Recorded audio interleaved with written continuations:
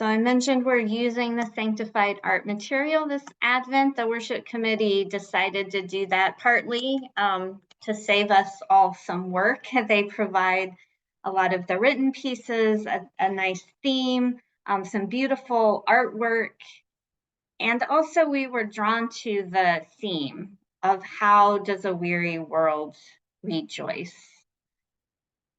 And I think it's, the theme, it's interesting for me to think about when they came up with this theme, and even when we chose this material, it was even before the war had broken out between Hamas and Israel. And so it just seems the weariness has intensified. I read an article this morning about new COVID variants and how it continues.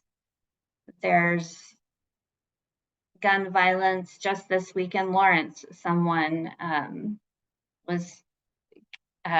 died by suicide with gun violence, and news stories just continue. And I'm sure you all have your lists of the weariness of the world. And it's a good question. How does a weary world rejoice? And I want to focus a little bit as we begin Advent to bring the focus in a little bit and think about how does a weary person rejoice? The weariness of the world is something that we can kind of list and share, that we share. And we probably all carry some unique weariness in our personal lives with health issues that just won't seem to resolve well, with relationship struggles, with whatever it might be. I invite you to take just a moment and accept if you're feeling weary. Just identify that and think about what is causing your weariness in this season. If you're waiting for the light, you're waiting for things to lift. In the story that we heard this morning of Zechariah, we can imagine that he was weary. We don't have a lot of details of Zechariah, but what information we do have, it's not hard to imagine that he was feeling weary. I mean, it says he had lived his life blamelessly, which sounds exhausting. And he and Elizabeth were not able to have a child, which they wanted, which in that culture they almost needed, and that's wearying.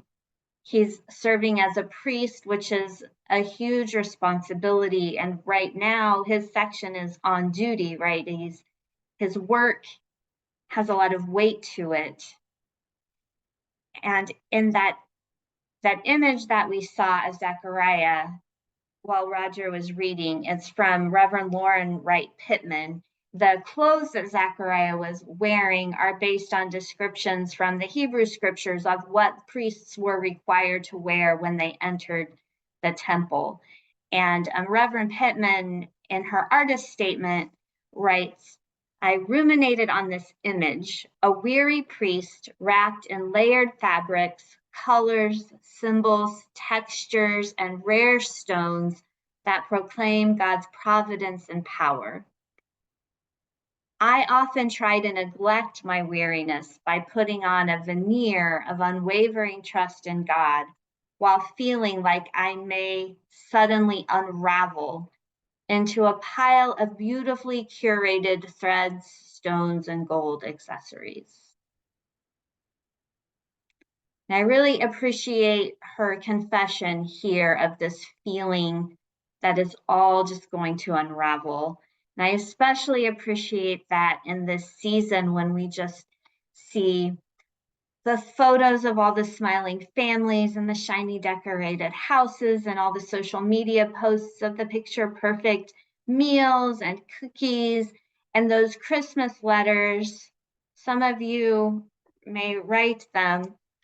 I never understand how people have the time to write, let alone mail, these Christmas letters talking about all of the things, the lovely things that have happened in the past year.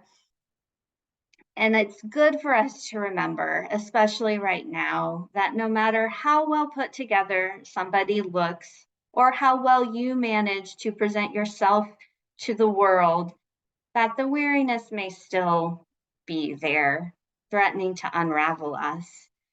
And I hope that we can be very gentle with each other and with ourselves.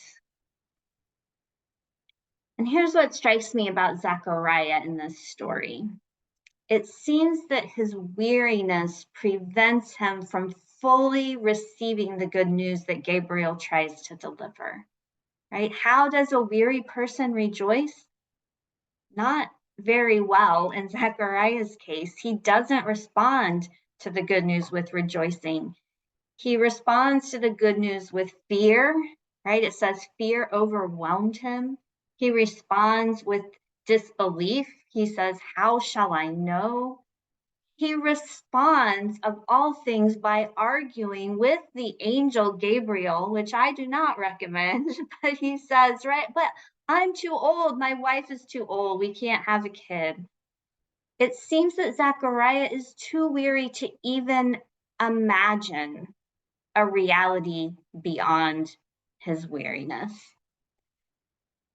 So I want to share some good news with you this morning. And if you're feeling like you may be too weary to receive it, I invite you to take a deep breath, to not be afraid, to set aside your unbelief. Remember that you don't have to fully understand something in order for it to be true. Resist the urge to think about all of the reasons that the good news may be fine for other people, but it's not for you. Resist the urge to argue with the good news of God and just let yourself receive it. The good news I hear in Zechariah's story is that even though his weariness kept him from fully accepting Gabriel's message, God still fulfilled the promise. I don't think that this is a spoiler for anyone that Elizabeth does in fact get pregnant and have a baby named John, who becomes a great prophet to prepare the way for Jesus. That is good news that I need to hear in this season, and maybe you do too.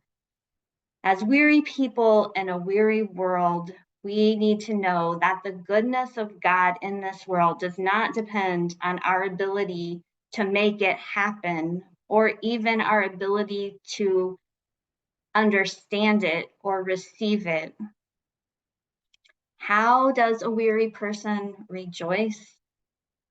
Zechariah's rejoicing comes after John is born, when his voice returns and he proclaims the beautiful prayer which concludes, "Because of the tender mercy of our God, the dawn from on high will break upon us to shine upon those who sit in darkness and in the shadow of death, to guide our feet into the way of peace."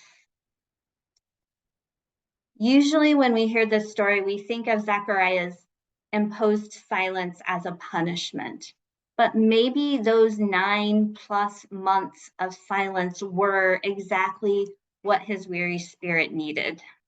Time to listen, time to observe, time to let the good news that Gabriel delivered sink all the way down into his heart. Consider what your weary spirit needs this season.